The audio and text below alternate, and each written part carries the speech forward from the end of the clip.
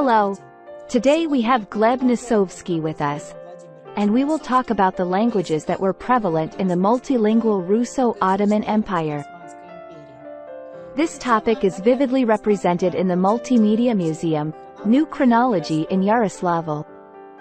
In the hall, Languages of the Empire, visitors can find out which languages were widespread in the Russo-Ottoman Empire. When the so-called Ancient Latin actually emerged, what language the ancient Etruscans spoke and wrote, when and how Arabic numerals appeared, and why quotes from the Quran are inscribed on Russian weapons and armor from the 15th to the 17th centuries.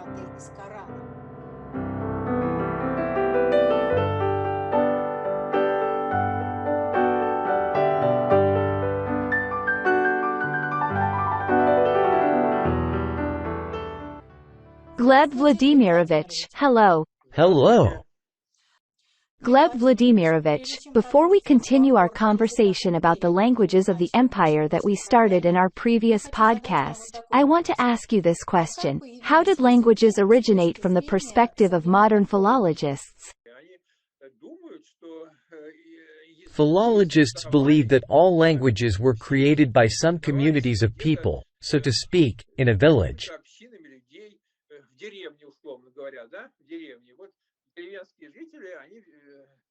The villagers gathered in a certain village and created, let's say, the Church Slavonic language or the Russian language, with its cases, tenses, and endings, such a complex structure.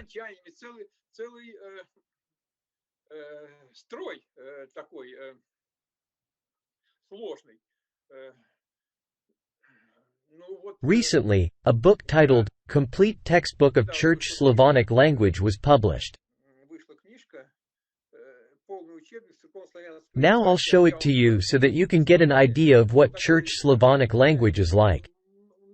Because many people don't have any idea. Look, it's such a thick book. It has 500 pages filled with tables like these. 500 pages of such tables.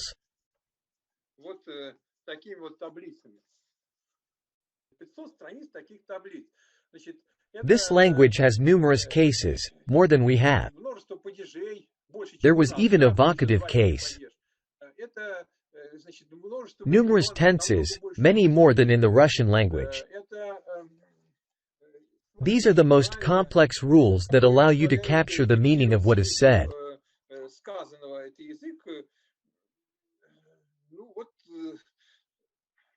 To describe its rules, you need to write 500 pages of text like this. This is the Church Slavonic language.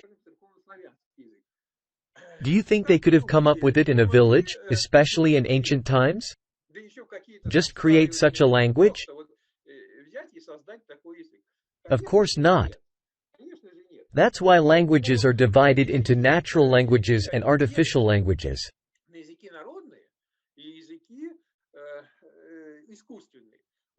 This is something that philologists do not want to acknowledge. They all think that languages are created in villages, and they go on expeditions to study languages in some villages and think that, in terms of their level, these languages are the same as the Russian language, the Arabic language, or the Greek language. In other words, they put them on the same level. This is completely incorrect. Gleb Vladimirovich, how were languages created from the perspective of the New Chronology? According to the New Chronology, languages are divided into artificial languages created by imperial scholars for specific purposes, and natural languages created by people in villages. Don't think that a language cannot be created in a village. It's entirely possible. And in any village a language will be created, because the ability to create a language for communication is a human ability that distinguishes us from animals. Animals also have a form of language they use to communicate with each other. However, this language is instinctual, if it is not taught. or if they teach, then in some details. In general, a calf that grows up outside the herd will still moo in the same way. And when it joins the herd, it will communicate in the same manner as if it had grown up within the herd. In contrast, it's different for a human community. An individual doesn't need to create a language for himself, as a person won't communicate with himself. However, if several people find themselves isolated, they will create a language. In fact, there was an experiment conducted in England in the 17th or 18th century by one of the English bishops. I don't remember his name, but it can be found.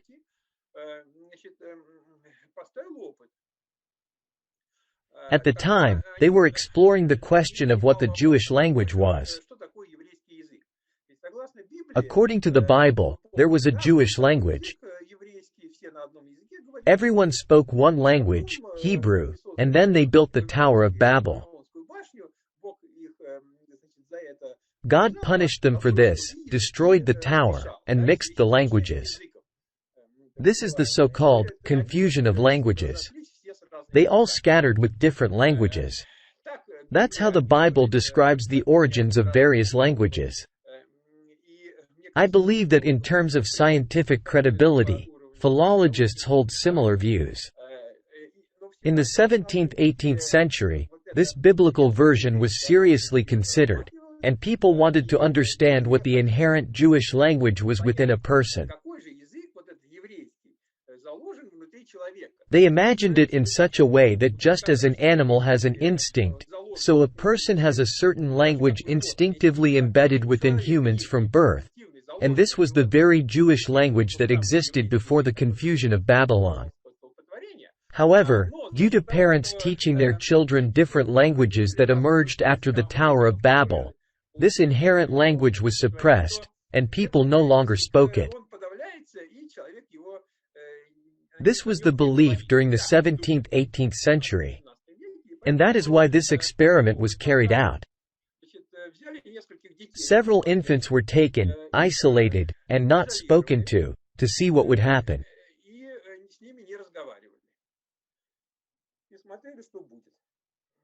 What was the result of this experiment? They began to speak. In other words, they created a language. They communicated with each other using a language they had spontaneously created. Nobody taught them anything. However, this language was very primitive. Its sounds were borrowed from nature. They heard the mooing of cows, the chirping of birds, and imitated these sounds.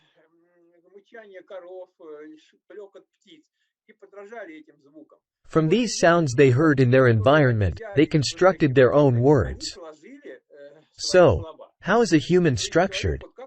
The result of this experiment showed that language is not inherently present in a person, and sounds and letters are not inherently present either. What is inherently present is the ability to create a language for communication. However, the sounds are derived from the surrounding environment, much like a parrot does. In this sense, humans do not have innate sounds. We know that all nightingales sing the same way, and calves and cows moo in the same manner. Their sounds are innate. If a calf grows up among nightingales, it will not sing like a nightingale, and vice versa.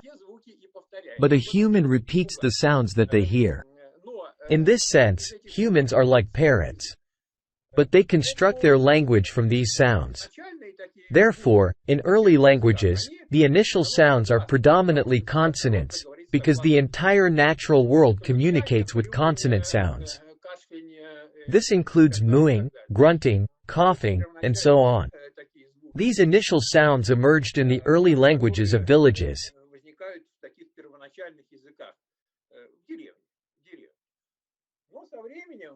However, over time, with the rise of states and the rise of the empire, with emergence of various new needs and for some purposes, a need arose to create specialized languages.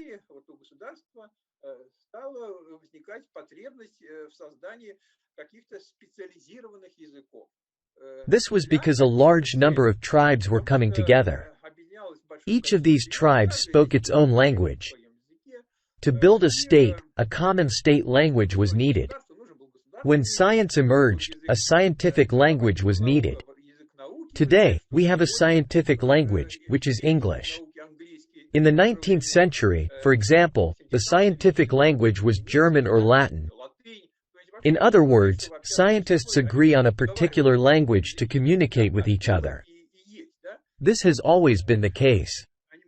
They may speak different languages, but for scientific research, they use a common language. It was like that before as well.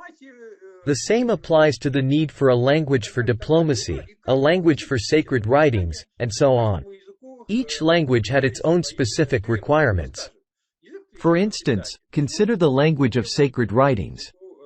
What requirements are placed on the language of sacred writings? Sacred writings need to be written in such a way that our descendants can fully understand them, even when they have forgotten the conventions of the present time. This is because in spoken language, there are many conventions.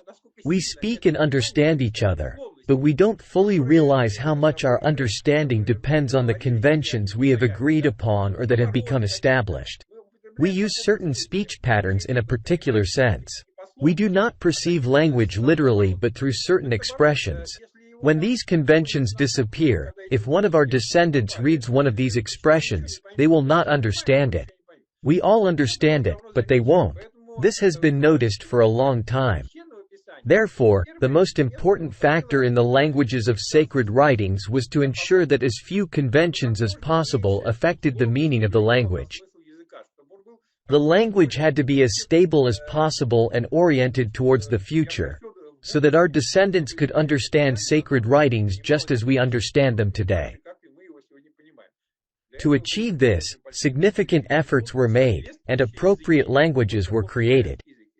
Church Slavonic is precisely such a language. It is a language specifically created for sacred writings, with a multitude of tenses and an enormous number of grammatical constructions designed to fix meaning. Today, we speak Russian, but this is a simplification of Church Slavonic.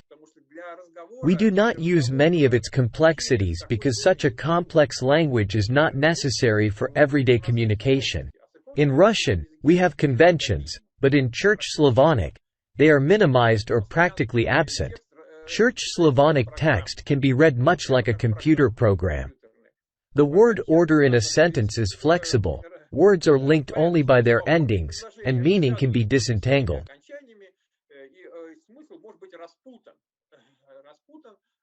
Regardless of how awkward a phrase may be written, as beauty in sentence structure was not a priority, the formal meaning can be disentangled. It may not be a quick read, but the meaning can be unraveled and it will be more or less unambiguous. Therefore, Church Slavonic is the pinnacle of linguistic creativity in the empire, specifically as a language for sacred writings. It is the most complex, the latest, the most advanced, and the most rigid in fixing meaning.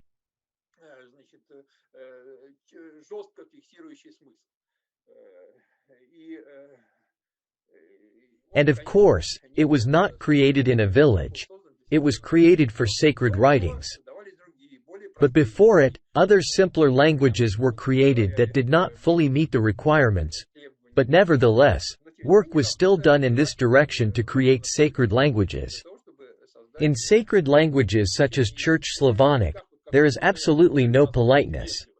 You cannot address someone as you plural, because you is a plural form. And everything is very strict there. If there's only one person, then it's just one person. If it's plural form, it's plural. There are no nuances, such as when we address someone as you plural, to express politeness. It is a language for fixing meaning. Gleb Vladimirovich, why was the Persian language chosen for diplomatic correspondence and diplomatic communication in the empire? When people correspond by mail, especially people of position, rulers, politeness and expressions of respect take precedence. In such correspondence, the grammatical structures are not of great importance. It's evident that the discussion revolves around the present time because this is diplomatic correspondence. It concerns current events, and there is no room for confusion. Whether it happened in the past or will happen in the future, the focus is on the present. Hence, the number of tenses is reduced to a minimum. The number of verbs is minimized, but expressions of politeness flourish abundantly. Such a language was also created, and that language is Persian. In Persian, there are 60 verbs for the entire language, 2 tenses, and an enormous amount of politeness. The practice of addressing people with the formal you comes from the Persian language. This language was specifically created for a certain purpose, and there is nothing surprising about it, because this is how the empire developed. This is the history of the empire. Arabic was one of the old and original languages. However, with the development of the empire, Persian was invented for diplomatic correspondence. All diplomatic correspondence was conducted in Persian. The Moscow embassy carried out diplomatic correspondence in Persian.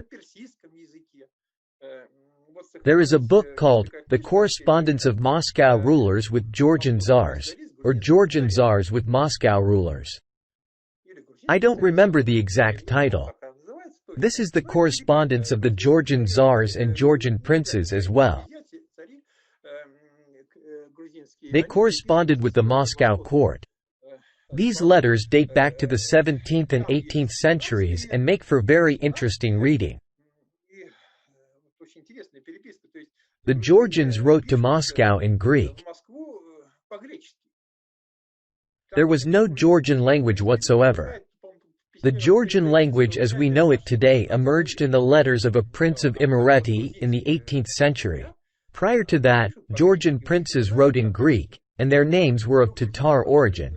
There was absolutely nothing Georgian there. They wrote to Moscow in Greek, and Moscow responded to them in Persian. This was the correspondence between Moscow and the Georgian nobility. The Georgians wrote to Moscow in Greek, and Moscow replied in Persian. This was in the 17th century, and nearly all the letters from the Moscow embassy were sent in Persian. Gleb Vladimirovich, when did the separation of languages begin? In the second half of the 17th century, thanks to the bloody reforms. In our case, it was the Schism, and in Istanbul, it was the reforms of Murad the Bloody. They had a sultan who nearly wiped out the entire clergy, even executed the mufti to change their religious beliefs. After that, the form of Islam we know today emerged. It wasn't done casually. It was done by decree. People don't change their faith just like that. It was a bloody affair, knee-deep in blood, both here and in Istanbul. Following this, the Quranic orthodoxy split. On one hand, it was indeed orthodoxy and Christianity, but they regarded Muhammad and Ali as great Christian saints. This is how the Janissaries understood it. Under this banner, the Janissaries conquered a significant part of the world. Then, in the 17th century, one half of the two-headed empire, represented by the double-headed eagle on the coat of arms, headed in one direction, that is, Russia, and the other half went in the opposite direction, Turkey. Essentially, in Istanbul, there was Russian authority. All the Janissaries were Slavs. The Sultan spoke Russian. Even that very same Petavius, one of the founders of Scaliger Petavius chronology, wrote about this. He also had extensive research in geography. Even he wrote that sultans and Janissaries spoke Slavic. Mamluks also spoke Slavic. However, this doesn't contradict the fact that they also spoke Tatar, which is to say, Turkish, like us, and they also wrote in Arabic. These aspects do not conflict with one another, you see? It was similar in Russia. People spoke both Tatar and Slavic, and also wrote and understood Arabic, at least the nobility. Gleb Vladimirovich, what place did the Russian and Tatar languages hold in the empire? The Russian language is a simplified form of Church Slavonic. Church Slavonic was a language created in the empire, probably around the 15th century. It represented the pinnacle of imperial linguistic creativity and was designed for sacred writings. Later, it transitioned to the people and was simplified to some extent. We don't have the dual number, we don't have the vocative case, but some remnants remain. For example, we still say, Bože, which is the God in vocative case. We still have the remnants. However, the vocative case as a whole disappeared. Many of the complex constructs in Church Slavonic have been simplified in Russian and it's a bit loose. Russian is a bit more flexible in comparison to the very rigid Church Slavonic, which does not allow any deviations. We can address formal you. We can break the rules to express some feelings. Church Slavonic is not designed to convey emotions. It's a very rigid system, meant to transmit meaning precisely. This is its main purpose. Of course, it's too rigid for everyday conversation, so it was softened and adapted to create the Russian language. Our ancestors learned it in church during worship services. The spoken language was primarily Tatar. There were various spoken languages. Different tribes in Russia spoke different languages, and there were many of them. However, the primary and most widespread spoken language that reached the status of a state language of communication was Tatar. Even in the 16th century, all Russian people still spoke Tatar. It was the language of the military, the language of communication. Even the Cossacks spoke Tatar until the 20th century. It was their household language. If you remember Leo Tolstoy's novel, The Cossacks, he wrote about the Tatar Cossacks who spoke Tatar at home. They were Orthodox Christians, they knew Russian, the language of their faith, but their household language was Tatar.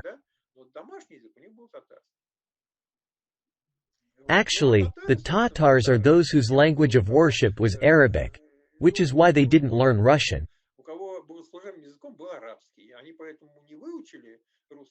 They have learned it now, but previously they didn't because their religious worship was conducted in Arabic. They didn't learn Arabic either. They retained their spoken language, which we also used to speak. That is, our ancestors spoke mostly Tatar. Some listened to religious service in Russian, others in Arabic. But Arabic was used by the nobility and scholars. In the educated society, and among the ruling elite, knowledge of multiple languages was necessary. Actually, like Russian nobles in the 19th century, who knew several languages. The educated classes knew several languages. In fact, knowledge of several languages by the ruling stratum is an old custom, but in the 19th century it was just several languages for communication. In the empire, it wasn't just knowing a few languages for general communication, but rather using different languages for specific purposes. One for one purpose, another for something else, and a third for a different purpose. The differentiation between languages was more organized, but nonetheless, they knew multiple languages, and they were educated accordingly. Then some of these sacred languages became spoken. Persian became a colloquial language in Iran. Church Slavonic, after some simplification, became colloquial in Russia, and Tatar, which was the primary spoken language of our ancestors, remained spoken among Tatars, in Turkey, and many other places where the empire had established its authority.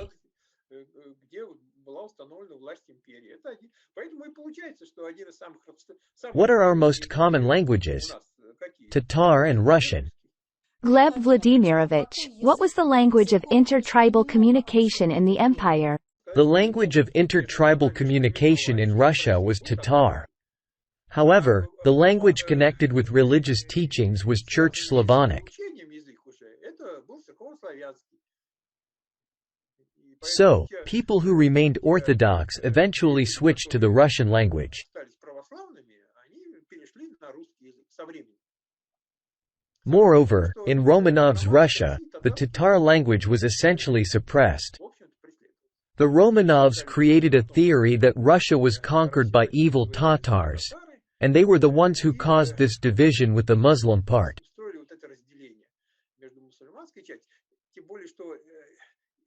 Furthermore, these two parts of the empire grew apart. In Istanbul, they orchestrated a massacre and started to exterminate the Russian language, which everyone knew. They sought to eliminate it. Similarly, here, they began to persecute the Tatar language to create a rift. It was a deliberate separation strategy, designed to make different populations and have them fight each other. Languages in the 17th century were used as a means of war between nations. It was intentionally designed this way. In the 17th century, various states emerged, and each state began creating its own language, often by blending local languages with artificial ones.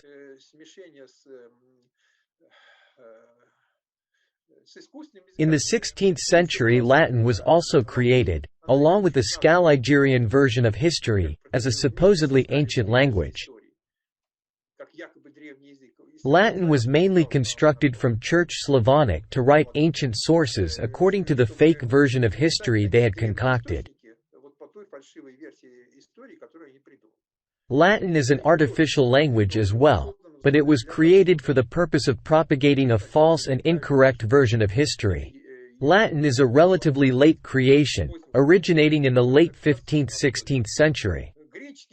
Ancient Greek is also of later origin. There is Middle Greek, the language of the Gospels, which nowadays very few people truly understand.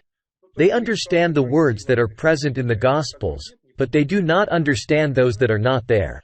There are many inscriptions in this language.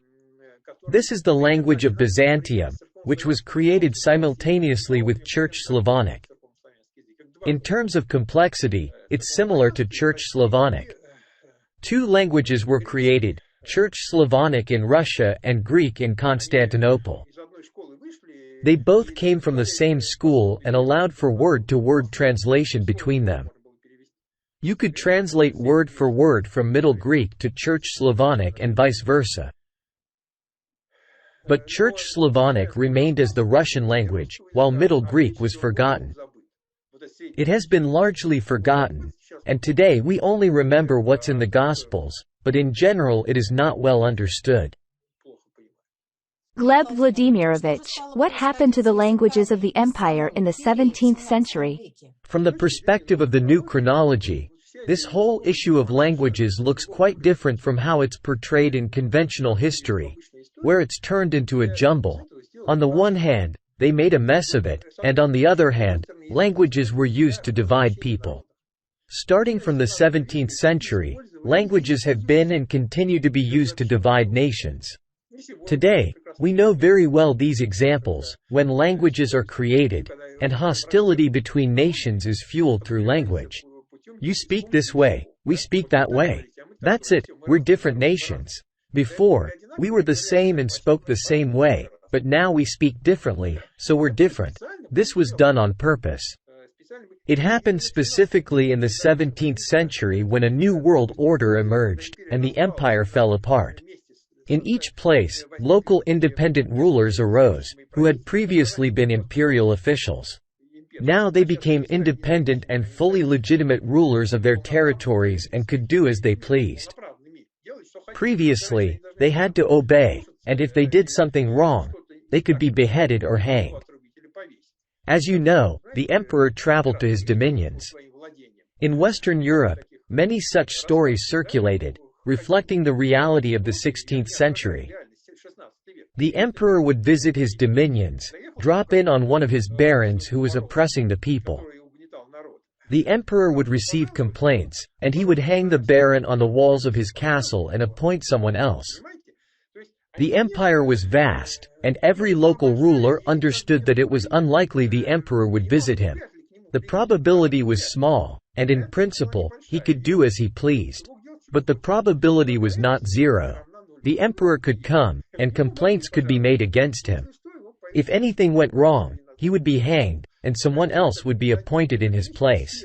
This sword of Damocles always hung over them, and they didn't like it at all. So, when the empire fell apart, they were all delighted because they could now do as they pleased and rule as they wanted to.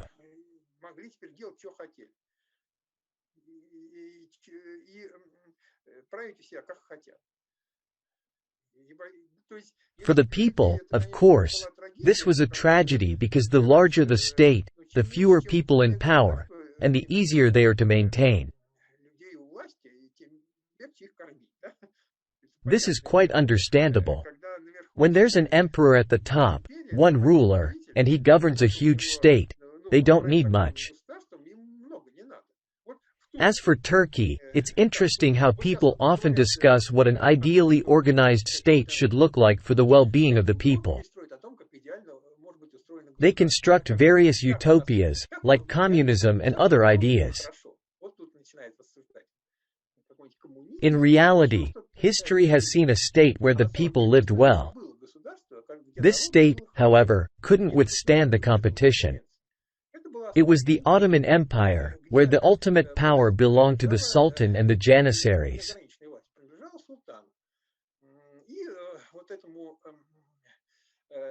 Effectively, the Janissaries held the power. These were military men who often met their end on battlefields. In fact, a Janissary's lifespan in active military service was relatively short, around 2 to 3 years. They needed the Sultan to direct them. But in essence, the Janissaries ruled the state. Their attitude towards bureaucrats was very strict. In other words, the Sultan didn't need special laws to execute a bureaucrat. If a bureaucrat displeased the Sultan or someone complained about him, he would simply be strangled. Any bureaucrat. In the meantime, conditions for ordinary people were absolutely fantastic.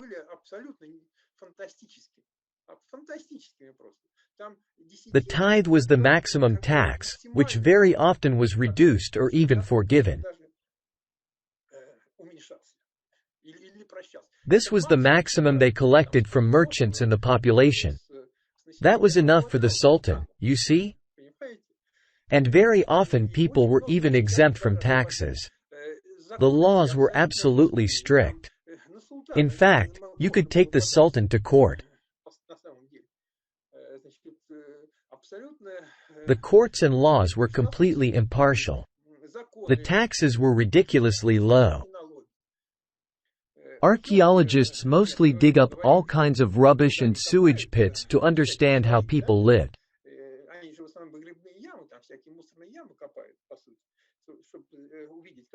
They told me that when they dig through different cultural deposits, the richest deposits are always Ottoman. Even archaeologists can see this. The richest deposits are Ottoman. The people lived on Easy Street. But those in power were within very strict boundaries.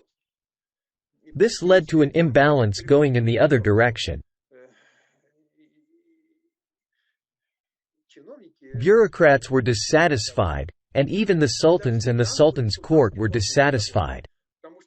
When a sultan died, the Janissaries gathered and selected the next sultan from among his sons, and to prevent civil wars, the rest were killed. The sultans didn't like this at all.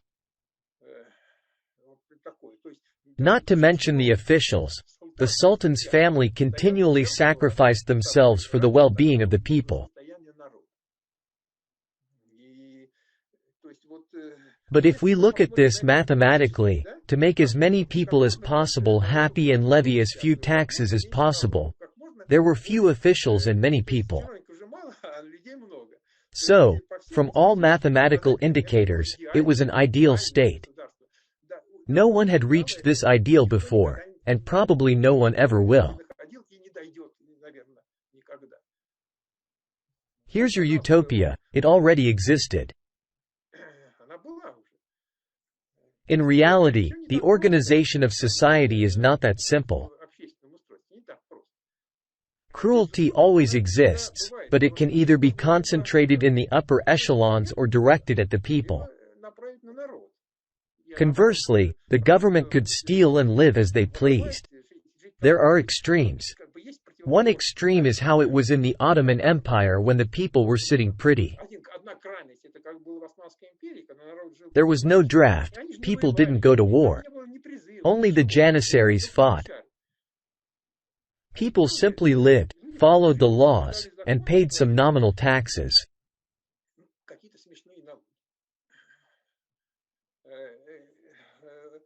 That's one extreme. However, it was very tough on all the officials at the top, all the way to the very top. We know there are other extremes too, which are also familiar to us. Finding the golden mean isn't so simple.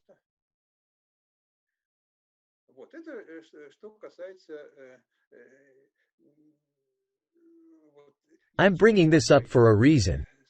There were the Ottoman Empire and the Moscow state.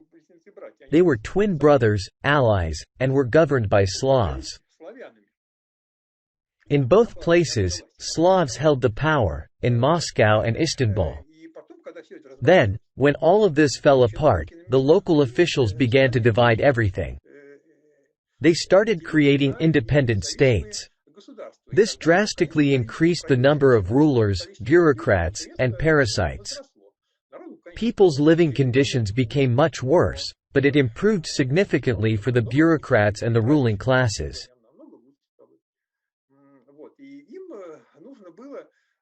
Everyone wanted to grab as much as they could, and this immediately sparked civil wars.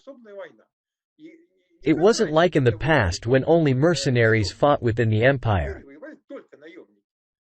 You couldn't force peasants or merchants to fight. Mercenaries fought for a specific fee. But when everything fell apart, these people at the local level had no money to wage war.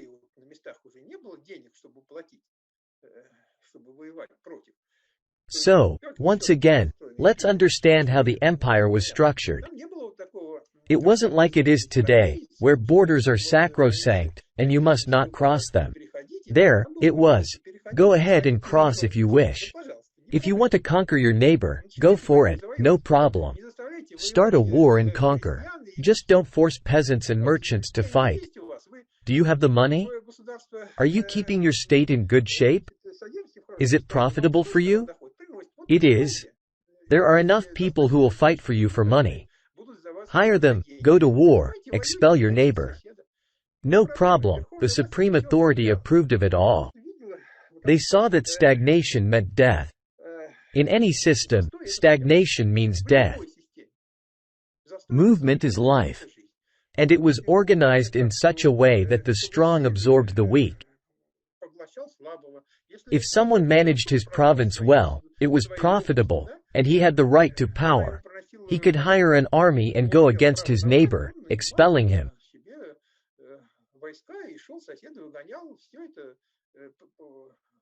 All of this was approved by the central government, and the population got new management. No one was forced to fight for this. No one was sent to the battlefields. The military fought, and they were paid for it. That was their livelihood. Consequently, everyone was content.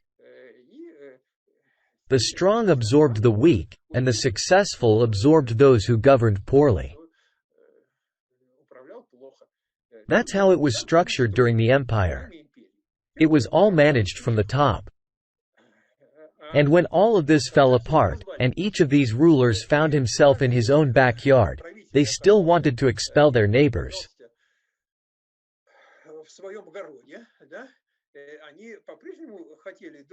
But now, unlike the previous established rules, there was nothing stopping them from conscripting peasants, merchants, and anyone else.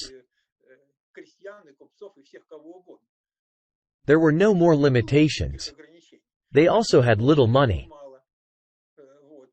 They introduced conscription, started minting nominal copper coins, and then began printing paper money. They set people against each other. If previously the military fought for money, which was their livelihood, now people were simply driven to the battlefields for free and started grinding each other down. That's what happened in the 17th century. What did they need in order to do this? They needed an ideology. People weren't fighting for money anymore. They were fighting for their homeland. They needed to explain why they should fight and kill people just like themselves so that John would rule over them, not James. For this purpose, they needed to create different languages. It was one of the tactics. You speak one language, they speak another. That's it, you're different, they're foreigners. You're fighting for your language, your country. That's why these languages were created. Starting in the 17th century, when the world changed, and when everyone started fighting against everyone, it became a political necessity. Consequently, if in the times of the empire, dozens or sometimes thousands fought, now there were hundreds of thousands, even millions. All these crowds began to grind each other down like cannon fodder. Wars began. The entire 17th century, constant wars. The 18th century, constant wars. In the 19th century, it calmed down a bit, but then the 20th century came, when everyone was fighting against everyone, everyone for their homeland, and everyone to the death. That's what it led to. Why? Because the languages were already different. This was one of the reasons. They came up with many other reasons for this. But one of the reasons was different languages, as a cause for warfare.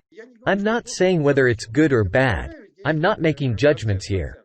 But I want people to understand how it was, how it has become now, and how it might be in the future. You need to know your history. Gleb Vladimirovich, thank you very much for this discussion and for the interesting story. You're welcome. It was very nice to see you. I invite everyone to the New Chronology Museum. A wonderful museum, as good as it gets. It was well done right from the get-go. And then during this year, there were few people due to the pandemic, coronavirus, and so on. Although there were few visitors, the museum did not waste time. During this time, a lot has been done and reworked. Maybe if there were crowds, it would have been more difficult. But this time was used very effectively, and the museum has greatly improved. There's a lot of new and interesting things. I invite everyone to this museum. If you are in Yaroslavl, be sure to visit. And if you can't make it to Yaroslavl, as far as I know, for those who live far away and cannot come to Yaroslavl, the museum is planning to organize some remote tours. That's also a very good thing. And I wholeheartedly support it. Gleb Vladimirovich, thank you. Goodbye. Goodbye. In our next podcast, we will continue the conversation with the founders of the New Chronology about the results of their scientific research. We look forward to seeing you in a week on the channel of the Multimedia Museum of New Chronology. See you soon.